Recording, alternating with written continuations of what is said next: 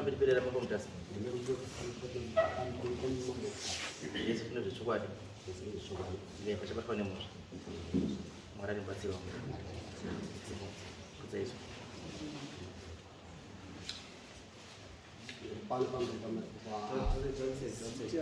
Tiri pamberi tsangamidasa nyaya iyi tsara unozvitsvagibata ndakamirira mhuri kwangata nyaya iyi takainzwa kubva kwarotisora tizora wakaponda munyama akayambira ari pamutasamuo wakaponda nani akati angavhima murandu wangu senchaita wanoenda nani wanafakulukanata wasvika kumba ikokoko watachwani chawo chinechi chiudzawo maoko chiti chwani chacho ndipo akanominita mazita arumba kwaikokoko wari mubhuku rakakono saka wakwanzi tine Michael Bata tine Gora wari mubhuku radondo tine Zadondo naSagora tiri wakani paufomi soko varafamba varasvika kuarea kubata kufona kwavo rasvika shoko kumushoko ati yes ndiani chechezvo vanokataiwa kune dondo akataiwa kuti titonge isusu zvakabva kumusoro ari kuti pachangamire futi pachangamire chikomba ndipo kati kwachangamire chikomba wakapuwa mutongo wavo wani wavo unganisisa wakapuwa mutongo wavo wabva wadzoka changamire chikomba akati iye anenge apikisa asina 3 days pa ataripota nyaya yokupi pamukasi ishwa wakabva wandoonekana tozoona after papatobavumavakatatumayevidepavo kuzataunzi mapurisa zodasitupanyatesokuvanyazvoikopasisei kozauti vanzi urikana kuda kuti kwamutasa tasvika kwambo wanzi Mike Mbata ari kuda noise protection order kune ani isati yakunongedza aunongedzera kupi varikepo nozinesu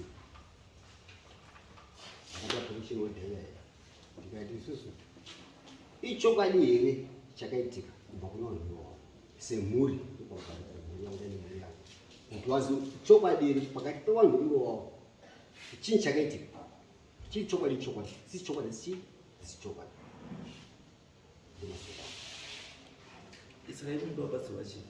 kuda kudetserwa ndepekuti akuziva kuti kutongo kwakaitwa ndizvo here kana siso kuti pamwe iwe rupikisa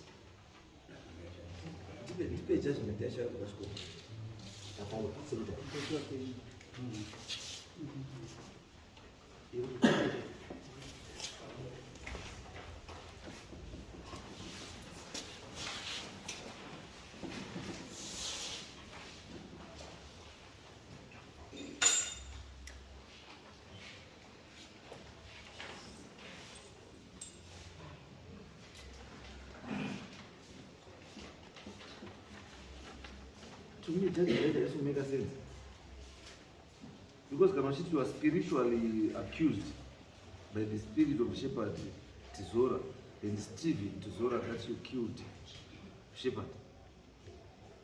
spirit yacho yakamukizva iri kuti if you say you are spiritually accused, what do you mean?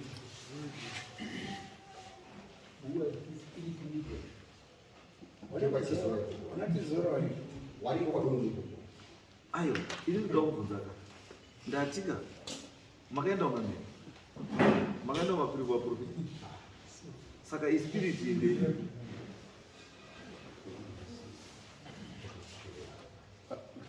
basi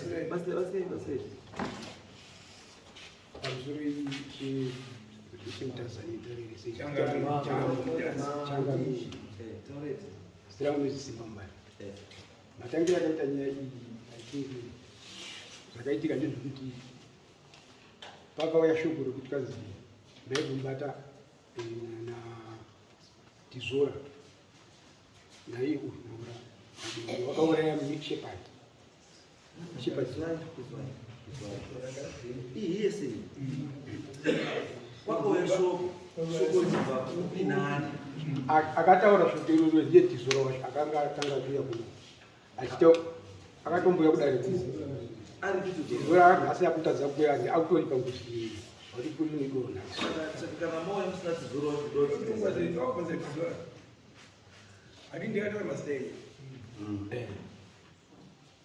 because already zvamukutaura nezvakataura pajudgment zvakasiyana. Kana mautaura imwe pane svikire riri ramamwina rakataura nezvi kana pane riri munhu anga achibudirwa angari ari kumheni vari kudoriyototaura aiwa inoziva zvazvitoita ini kana mauya kudare munhu ndinoda kuti munhu wacho ari kubudirwa anouya tobvunzana tiri tu samunzi makareverengere ini mungauya oneka tizora wacho haapo nyakubudirwa wacho haapo ini ndoti apa ribude futi apa robuda totaurira tiri tu toita zvinozwisako imi makamira po yamutora iyi yese makazwa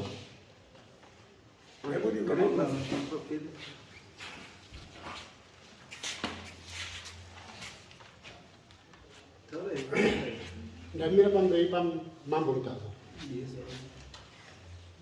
ini nedzimaigira kubata zvakaitika kune vanin'ina wangu apa namukombo andiza shangu ari kuhara chakaitika chekuti musi wa 22 November murengo ambati kasvikambo pangu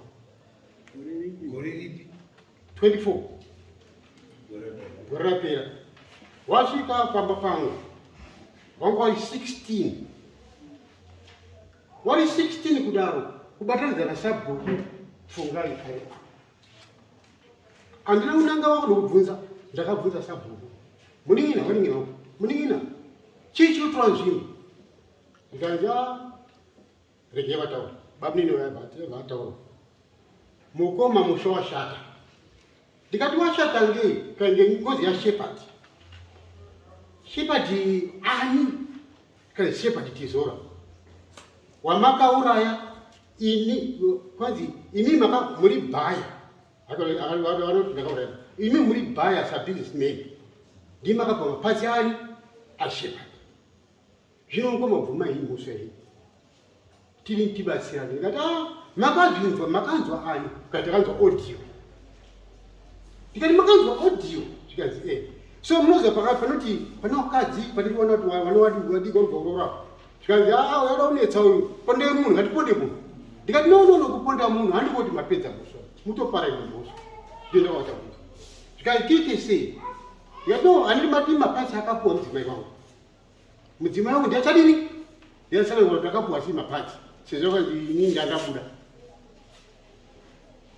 shepard akafa gore ripi anotsanangura kuitaza audio ndizvo matauro akaita zvaita kudaro wakabva wati iwewe nhasi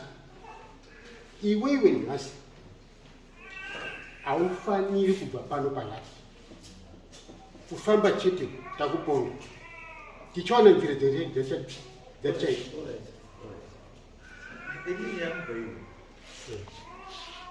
imimi muri one of the accused people. Ndima kauraya.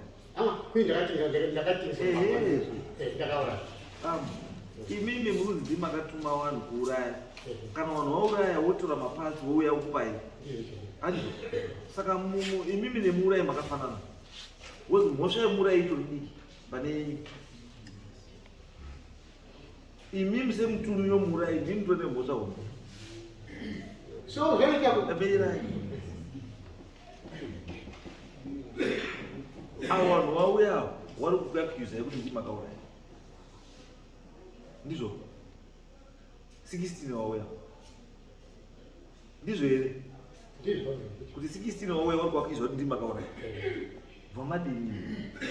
So zvendakabvakaita wandichiitira kudaro kuti tauda kuona ndaiwa hana ndizvoma solution iko ndekuti ngatigadzise nawo ipere zvaenda pamambo chikomba ivaenda paishi chikomba ndaenda paishi chikomba ndakaenda kumuswa 9 tasvika paishi chikomba musi wa 9 ichi chikomba akati iye yakabvunza mubata vati dambudziko riripo nderi kwemubata kanzi wana wasororwa ingozi yacho rufu ruitika mumusha medu uyezve kusarorwa uyezve mari wana wasibata mari pakadii mambo chikomba vati nhaurwa yenyu yomutaure yarimutaya tizora kanzi yakakwira kwamomutasi tizora ichitsanangura kandi tizora airi papi mubata bvuma mbosha yavo yekuti kuti ukatakauraya tese shepherd iwe wakabva wabaya munzeve slish ubva watora matusi ako ubva wabaya ubva watora zvinhu ubva wakwira nazvinetsika kuenda kuti nemvura kuenda kukumba kushopu kwako zvakaitika gore ripi 2000 murikuona zvaita kudaro mambo chikomba akati iye ishe chikomba akati iye naurwa yenyu ifamba sekutaura kwangaita kwamana kuti tifambe ndikati ini handifambiba kudzidza ndakaita bhaibheri ini kudzidza ndakaita bhaibheri bhaibheri handibvumiriba kupfuuridza naisaya 8 okay kubvuridza ndakadzidza nebhaibheri ini handibvumiriba zvaita kudaro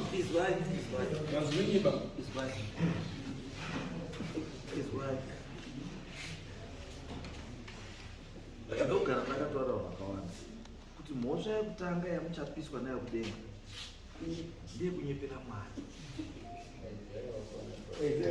Erendai moerenga Old Testament mukaerenga 1 Kings, 2 Kings, mukaerenga Samuel, mukaerenga chichi zvese nyamwe munamato yenyu yamunotanga kunamata muri kuangirikira kumethodist muchitanga chechi munozi chii ngatinamatire watungamiri wedu madzimambo nechii zvese handizvo here saka mambo ari kutaurwa ndini handini here saka manje kana mamira pamberi pangu munozodawo ndinyepera sei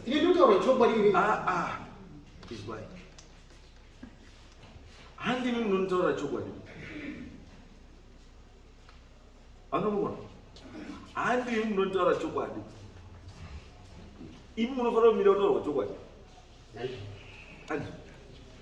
because taisai munhu auya tizorara kuti takati tese iwe ndo wakazobaya nzewe ndiwo wakazodaiwa ndiwo wakatora maturuzi ndiwo returuzi rakati nerakati handizvo isusu hatina proof iyese asi munhu akunongedza iwe kuti ndiwe saka the onus is on you kuti tese to prove kuna vanhu veita kuti zvecho vandina kutora maturuzi emunhu handa kuraya munhu ndosaka ndikubvunza kuti what have you done kuzvichenesa kuti uzvichenese because ukataka kumhanya kuti handiendi kun'anga handiendi kupi asi kuriko kumwe kwacho kunofanira kuti uchenese uko saka uda kuenda kumwe uda kuenda general hospital saka uda kuende so zvakaita ndakabva ndati pamambo chikomba pachichikomba takudzonga wakaonipetitina kuti kwadza ndaita kuti mangwana ndikuseni ndibva ndafuna kuenda kumapurisa kwaroda ndibva ndakutaura nhau ndaenda kwadc otaura nhau yako ndandataura nhau yangu kwadc musi wakadoswa 9 mukomana sabhuku wakabva adresa village rese wachiti chenjererai munin'ina wangu ati imhondi akatouraya shepherd teswa vane sabhuku muswana iwo ini ndanoenda kuti ndanoenda kumapurisa ndabva kumapurisa ndaenda kwaDC ndasvika kwaDC clean of court ndibva ndamutaura navo vayo aibva ndipasamoni andipasamoni kudavo ndakabva ndadzoka nesamoni riya rene 3 days remusi wa 9 to 12 ndadzoka nesamoni riya kuenda kumapurisa mapurisa akati iwo havagoni kuseva vasamoni within 3 days nokuti vanachokwadi vakawanda ndaitaura ndakatigamuchira ndiite sei zvikanzi mangwana kusenisero rini wochidzoka kuenda kuti kwaDC ndechokwadi ndakadzoka ndikuenda kwaDC ndibva ndafura kumapurisa ndakafura kuti pasvika vanhu vamwe futi 11 vanhu 11 vakaita sei ndanzi vakwanisa bhuku ndikati horai vakavaniponda musenisa zii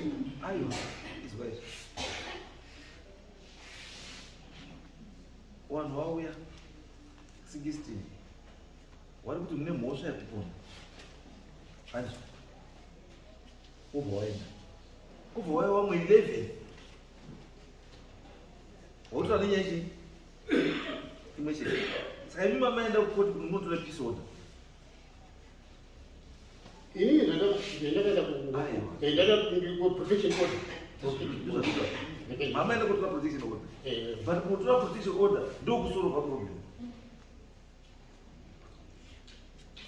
handinosolva problem asi ndava igadziriswa ndosaka ndati nyaya iripo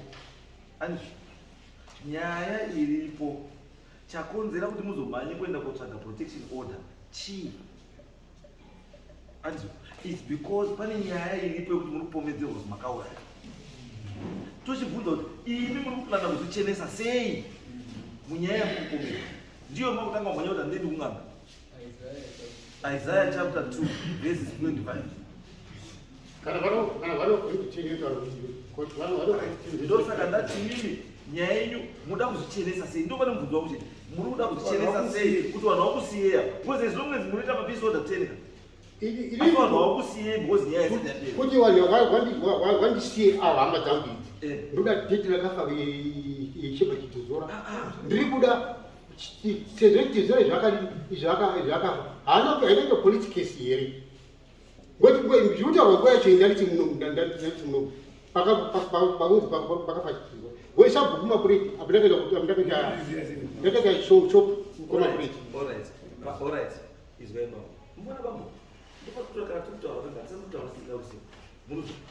murikutaura kuti murikutaura vakupei dheti rakafa shepherd handi mobva machiti pakafa shepherd handisi saka mariziva sei imi dheti rakafa shepherd murukuziva mamusipo pari machi saka pamamusiri ndepapi ini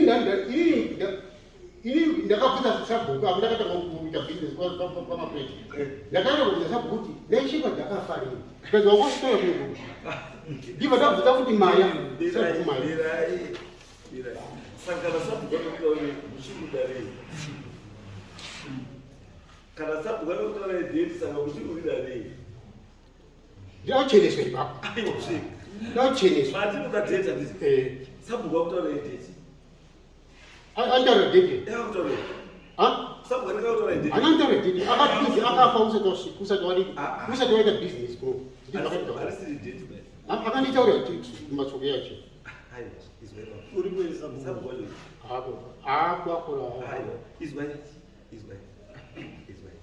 sabhuku akatanga kukutaurei kuti shepherd akafa iwo usati wamunhu makunonipamukamukafungo nekuti imimi nasabhuku mune rimero munoziwana imimi nasabhuku munoziwana mama zokutikana sabhuku pekuti zotomudhiskasa nyaya yerufu weufa kwemunhu kusvika sabhuku amupashuarenzi kuti haumbobati because wangosipo ende dheti nekufa kwemunhu munoenda kwepiwa kwasabhuku sei sabhuku ane dheti certificate yashebati izvona ndakatozvibvunza kwazvechikomba ndikati iwe tizoro munina wakauraya gori ripi musu hana upindura rachikomba racho ndakatibvunzwe usaonedeti chinhu chinonzi trite law chinoti izvo, it is the duty of the complainant to prove beyond reasonable doubt kuti zvaari kutaura ndochii, ndochokwadi, but you are failing kuti munyatsobudisa nyaya yenyu pachena kuti nyaya yenyu yakamira sei. Imi muda kuchena ndini, muda kuchena kai, so makamira ipapo makasvipa handiti chizvipuruvhai kuti muchene, kuti zvichenesei, mutazozvichenesa zvatiri kuti muchene. Tizora apa munhu ari kubudirwa nemweya wani watizora apa sabhuku akakutaurirai madhedhe chii apa ndiani futi mumwe wacho kutaurwa uyo akakunongedzai munzeve kuti ndimi akazobaya munzeve anzani handiti apa handiti nyaya yenyu yatodii yatopera. Tizora wotitaura kuti musi wemazobaya imi munzeve handiti mamuri kupi papi mamuinani iye anga achiitei handiti nyakubudirwa wamakauraya wochitipaka handiti yekuti pavakandiuraiwa nawo ndandiri pakati angaenda nhingira izvo ndozvatoziva izvo kuti munhu kana achibudirwa ndiye anotilidha kuti munhu yakandiuraya pakati achidai akadai aina nhingira asi mauya kudai vanhu wese watunzi wacho ndiwo vanofanira kusunungurai hawapo. Asi ava wozi takauraya navo varipo kumonastori izwai masungisa wari kungomhanya wanaro rekuti ndii makauraya, asi ari kuti tatiri tese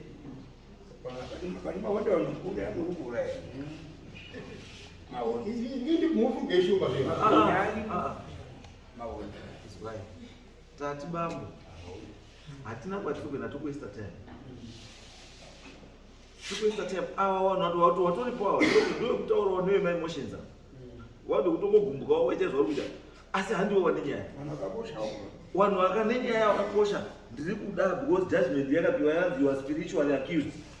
Ndiri kuda munhu ari kubudirwa apa, Tizora wacho ari kubudirwa aripi iri takazoita takazoita tikaenda kukoti musi wa 16 musi wa 18 tikapuwa judgment kukoti yekuzi chii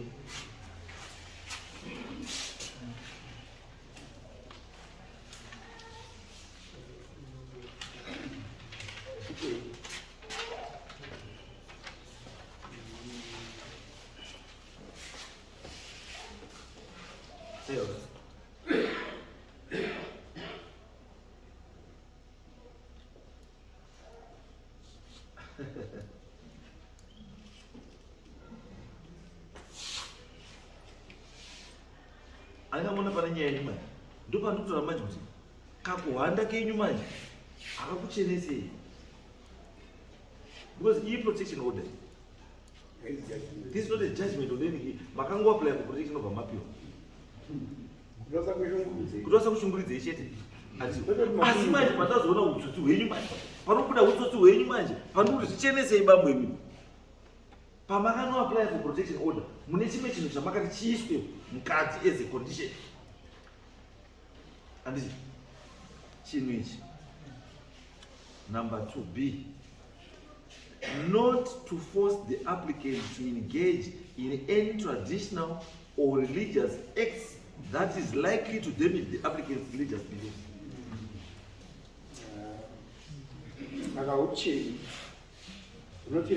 Anga unaka kunyepera ngwara kana ndotwa kaya.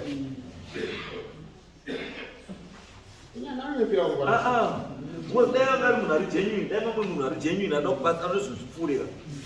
Mudai musina kunoisa chinhu ichi. Because already kama mukati in any traditional or religious acts, it means to maramba nganga mane mapapiro maramba nepamafita. Ati saka munobatsika sei makadaro.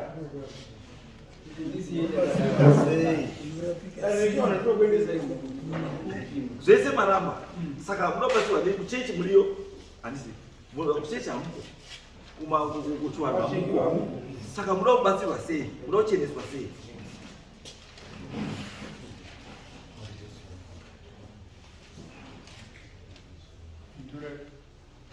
Toda kubatsirwa ndikubatsire Ini anaoshipa. Hiyo ndo akashipa.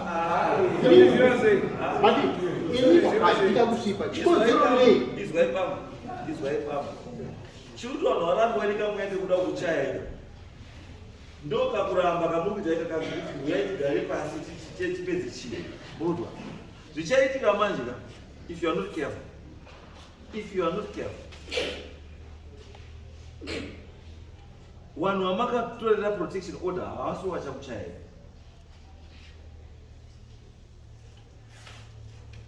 muchachaiwa nemunhu ane zita resipa protection order.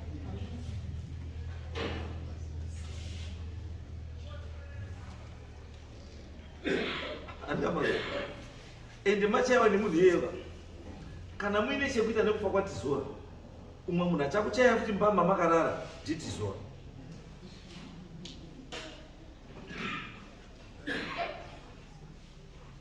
Tizora gaya ndichipa manda. Alright. It is a look at myself. I couldn't particular thing. Because as long as if you are still willing, but one. Take to waste time. Adikwanisi ndikuprotect you. Kana ndikuchengete.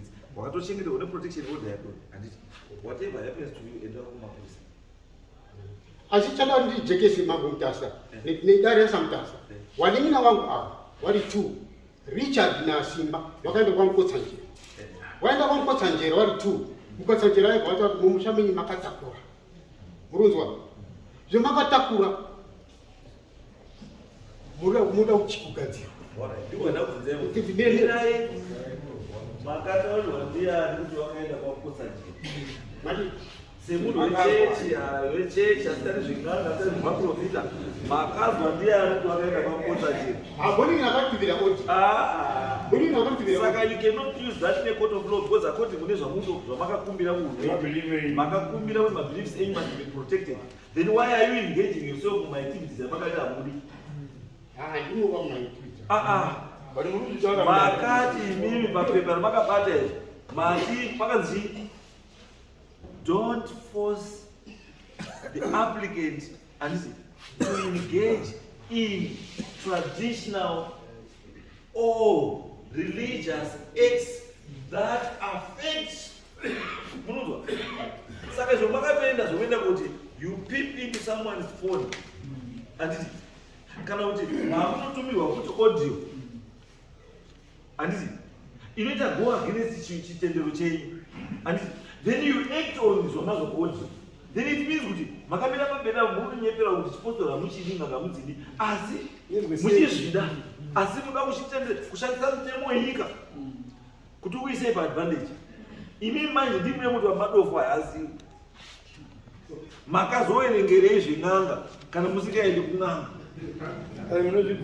ende makazozvibvumirei zven'anga kana murutaura ikura Mkotsanjira wakati mumusha makatakura meaning kuti you believe tikazvataura Mkotsanjira ndatipindurai I don't believe you. I don't. Saka muruzvitaurei kudani ngopata wanina wari kutaka kudaidza ng'anga mumusha vari gona kuchidaidza vachiva kuondeedza mukoma uya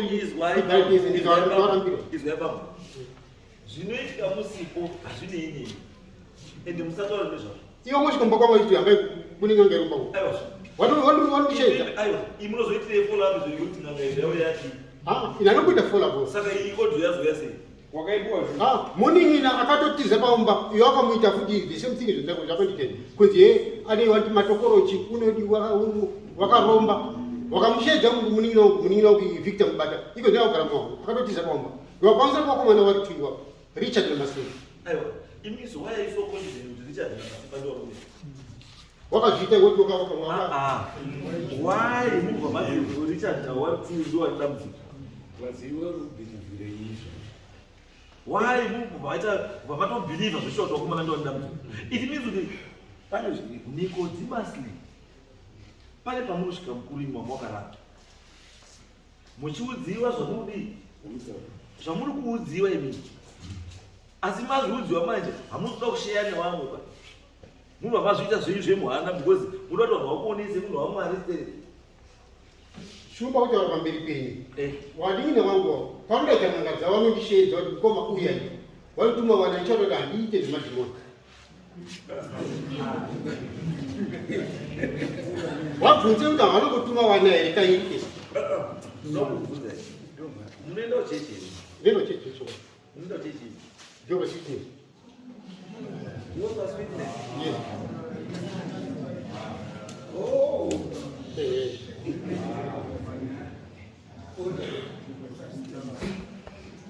Kaipo wabvunza kuti wakatuma wana kangani. Wakaita nganga kairi. Wakanichedze ndikaka. Ndikati ndike zimadimoni. Ndosanazika. Amuite zimadimoni. Anditi. Munoita zvechi. Ndira chechi. Zvechechi. Ndino nama. Kujehova sune maprofita. Atemba profita. Munechi. Tiri bad Christians are bad Christians. Saka mukazivauraya munhu mimi munodii Munosumudza Bible. Ndikataka kuende ndikuwa gume ndakaurema. Ndikokete chitazi tu. Kuti kadaiso. Mati. Kuti kakumbira mukuru weJehovah's Witness. ambomupunyusa Kuti turikumbokudaiwo munyika kumugadzise yaje. Mumushende anoshandisa Bible. Ayo.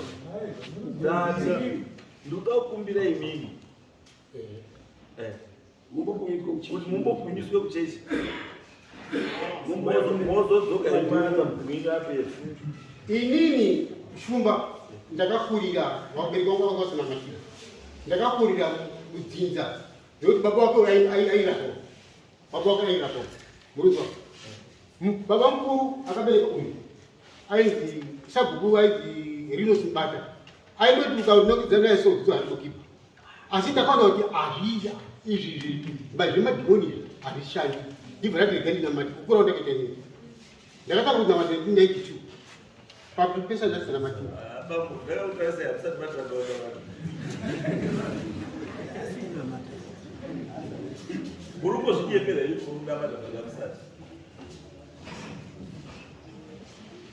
Mbuya zakudzidzisa zvazvo.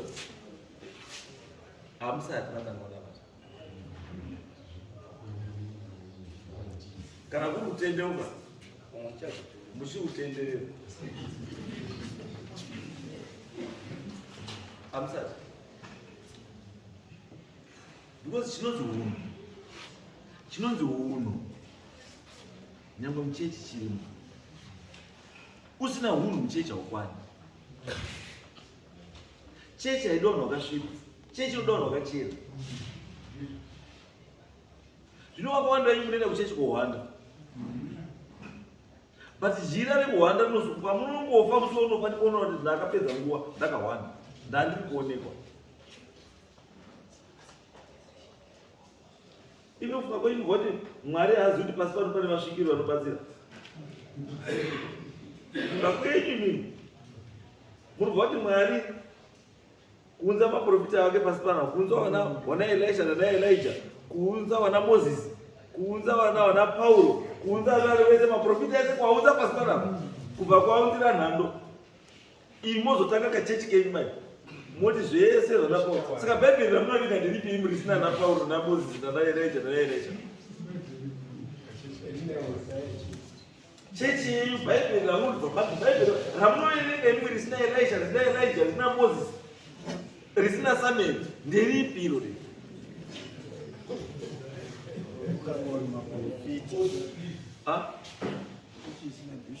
Mukapinda muOld Testament ndo maprofita embiri. Ndo maprofita echi embiri. Anzwa. Mukaenda kuOld Testament mukatarisa Elisha. Elisha ainzi kuti akudirwe aitoridzirwa ngoma nehosho. Munhu aitoenzidzwa kuti ainzi chii zita rake Ministrel. Aidaidziwa anonzi Ministrel. Ndiye auya achiridza ngoma nehosho. Elisha kuini wewe uri kuenda papi? Mufukaenda shoko raMwari Bhaibheri. Shoko raMwari Bhaibheri rinotaura rinoreva kuti iwe pachezvako ukashandisa zvauri kudzidza ndikuti uri kuenda. Ukashandisa zvauri kudzidza zvauri kuerenga. zvauri kuerenga ndizvo. Hapana mushonga munhu upenzi kuti ukashandisa saka imimi zvamuri kuerenga mukushandisa. Ipi future. Bhaibheri rinotaura chikristu netsika. Tsika dzamuri zvaane zvadzo dzamubereka nedzipi. Bhaibheri rinoti chikristu netsika. Tsika dzamuri kuita yenyu ndedzipi? Chekutanga unokudza vana mai vako. Mutemo.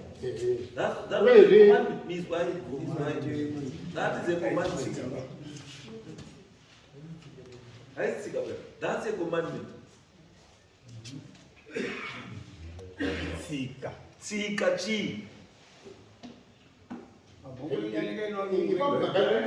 Is right. That is right. That tsika chi.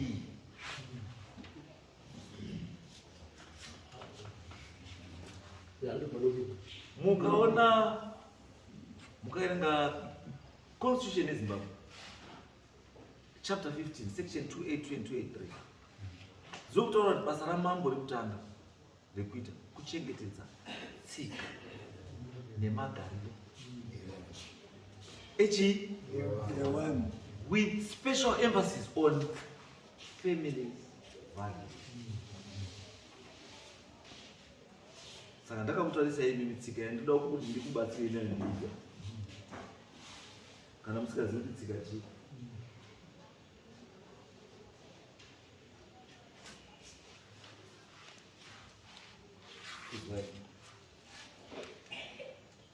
Let's not cry louder than we believe. Kuchema kudarika ufiro.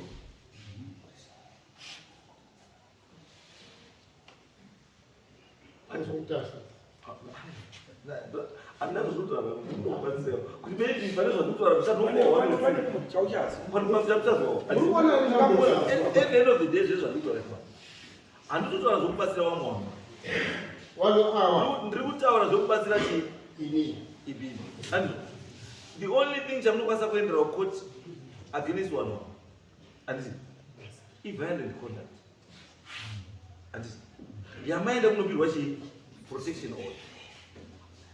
And as if the court wants to go back to the Bagamangos. And then goes back at iwewe wakazviita unokwanisa kuzviprotecta uchita zvinhu zvauita asi unokwadzisa mwana wakabara kana kuti mwana wamukoma kana mwana wamba.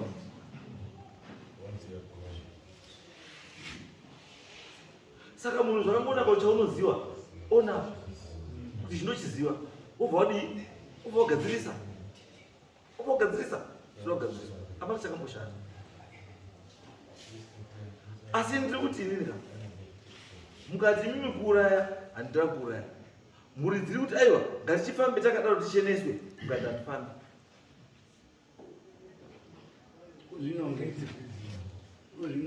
Achimbogara ika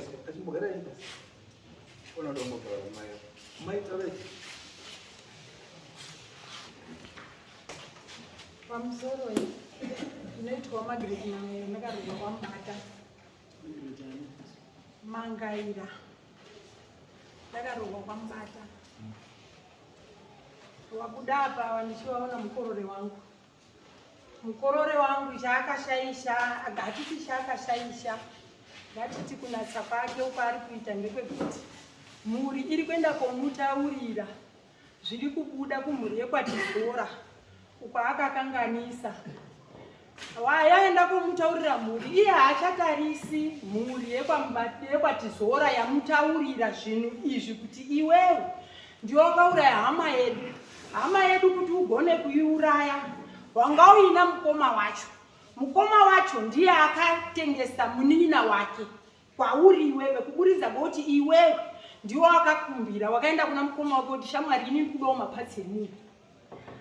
Then mukoma bhati zviri raiti mira uone ndironge dhiri shuwa mukoma akagona kutuma munin'ina wake zuva rodoka kuenda mhiri kwerwizi kotenga mhamba. Aenda mhiri kwerwizi kotenga mhamba iye akabva afonerwa bhabhi chiuya iwewe tatobata ngekuti munhu tatotuma kare. Iye bhabha kwanga ari boenda kosangana nokuti ndo zvinotaura svikiro nhasi rino svikiro zvisina kuya ngezvekuti mukoma wacho ari abika mhamba nhasi iri kumwiwa ndokusaka isusu tati hatigari panokuti uyu dheti takapiwa zviri nani kuti chief atipe rimwe dheti taakuchiuya natizora wapedza nhango idzi mamba iri kumukakasi saka mukoma handitika ndiye akatengesa munin'ina wake kuna wangu mukorore uyu wabva uko abva watouya ubva wamurindira parwizi ndo zvinototaura sviku izvo musasataurei nyakurindirwa achataura ega right saka chatirwadza isusu pane uyu handiti tizora ari kutaura kana apo takaenda kwashe chikomba tizora akanyatsa kutaura kuti takadai tichidai uyu akatamba roo iyi ini ndakatamba roo iyi ini ndakatamba roo iyi uyu akatamba roo iyi wese vanhu vanga varipo handitika chazoita pangechekuti uko apo takaenda kwachikomba zvakaenda kobuda kwachikomba chikomba akati imimi handipimwe tsambaba nekuti tizora akaenda kare kwachifi mutasi saka imimi iwewe uyu wangu mukorore akubva panapo iwewe chienda ukasvika kwachifi mutasi unoti ndinomuwa tizora isusu takafunga kuti munhu handitika zvaataurirwa kwachifi kwashe chikomba ndo zvaari kuenda koita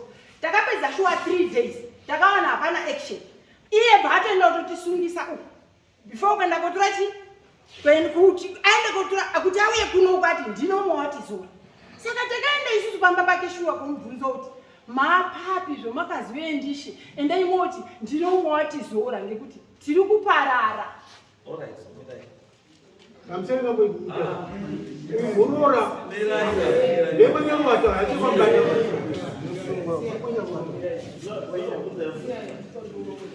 ndakubvunza mubvunzo wani wamagara pasi uyu mwari kuti ndakauraya aripo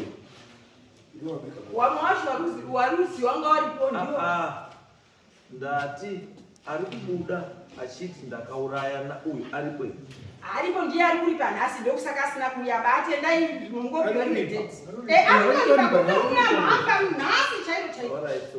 right zvamakuita chiitai kuti next week Saturday ndo zvaitange nyaya munoudza kuti tizora svikiro racho nechimubva uye pana muri yemukomana akafa iri ndiyo iri kuri panhasi rino ndesina kusvika akafa akaurayiwa muri yavo iri kupi anga asina kuroora paanga akaita zviya zvekuita zvechingwezengweze iripo ndizo dziri kuripa dzacho idzodzo dzisina kuya ndo vacho mukoma ndiakaroya munin'ina saka munin'ina ndiari kubuda pauiwo saka tona Saturday aya mbuya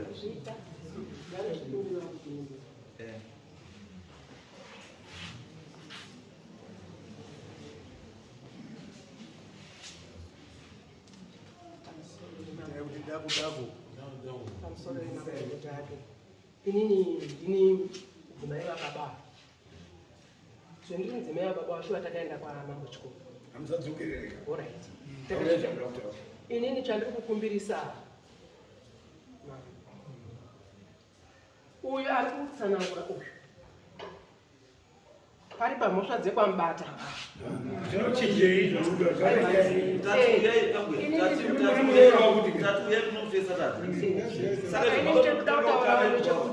handichikumbirawo kuti sematauriro akaita muroora wangu nokuti akatonongedza inini kuti ndini ndakapiwa mapatsi ndo chetasunukira mapatsi akapiwa mukadzi wacho izvo zvichabuda kuti makapiwa mapatsi tizora uchataura achoweze muri pana papese ndiyo nyaya nyurutanga chiendai izvo nasara